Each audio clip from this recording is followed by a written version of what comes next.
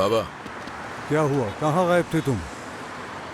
अली के साथ बिजी हो गया था, उसका एक्सीडेंट हो गया था और गुप जाते हुए। बेटा तुमने मुझे क्यों नहीं बताया? असल में इमरजेंसी में उस तक पहुंचना था, इसलिए वक्त नहीं मिला। तो अब कैसा है वो? ठीक है, थोड़ी बहुत चोटें आई हैं, उसको घर ले आया हूँ मैं।